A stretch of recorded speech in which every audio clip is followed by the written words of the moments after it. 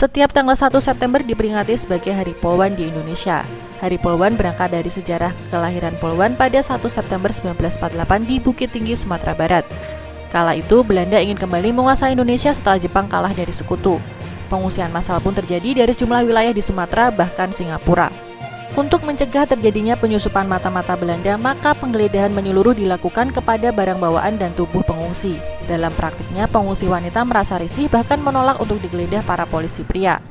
Selain itu, pada awal tahun 1948 tercatat pula kesulitan yang dialami oleh polisi laki-laki pada saat melakukan pemeriksaan terhadap korban, tersangka ataupun saksi wanita, terutama pemeriksaan fisik saat tengah menangani sebuah kasus.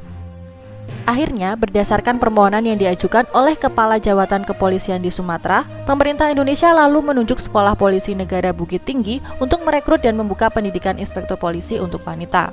Pada 1 September 1948, 6 perempuan dinyatakan lolos dari total 9 pendaftar. Keenamnya diterima bersama dengan 44 siswa laki-laki yang merupakan angkatan kedua pada penerimaan SPN Bukit Tinggi. Keenam calon polisi wanita pertama itu adalah Nelly Pauna Situmorang, Mariana Mufti, Jasmaniar Hussein, Rosmalina Pramono, Rosnalia Taher, dan Dahniar Sukoco. Karena pada hari itu untuk pertama kalinya perempuan diterima dan mulai ikut pendidikan inspektur polisi, maka 1 September 1948 ditetapkan sebagai hari lahir Polwan. Situasi Indonesia belum stabil. Pendidikan inspektur polisi di Bukit Tinggi dihentikan dan ditutup pada 19 Desember 1948 karena agresi militer Belanda II. Mereka lalu dilibatkan dalam perjuangan melawan Belanda. Setelah adanya pengakuan kedaulatan terhadap Indonesia, keenam calon polisi wanita pertama ini kembali dipanggil untuk mengikuti pendidikan inspektur polisi di SPN Sukabumi pada tahun 1950. Pasalnya, 2 SPN lainnya, yakni di Bukit Tinggi dan Yogyakarta, sudah ditutup.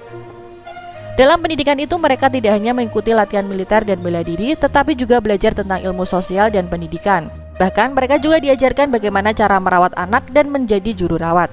Hingga kemudian keenam perempuan ini lulus sebagai inspektur polisi wanita pada 1 Mei 1951. Mereka ditugaskan di Jawatan Kepolisian Negara dan Komisarial Polisi Jakarta Raya. Tugas keenam Polwan pertama tersebut antara lain tugas khusus terkait wanita dan anak-anak, mengusut, memberantas dan mencegah kejahatan yang dilakukan oleh atau terhadap wanita dan anak-anak, memberi bantuan kepada polisi umum dalam hal pengusutan dan pemeriksaan perkara terhadap terdakwa atau saksi khusus dengan memeriksa fisik kaum wanita yang tersangkut atau terdakwa dalam suatu perkara, dan mengawasi serta memberantas pelacuran, perdagangan, perempuan, dan anak-anak. Demikian sejarah singkat tentang Hari Jadi Polwan. Semoga para polwan di Indonesia semakin jaya dan menginspirasi. Dirgahayu Polwan Indonesia.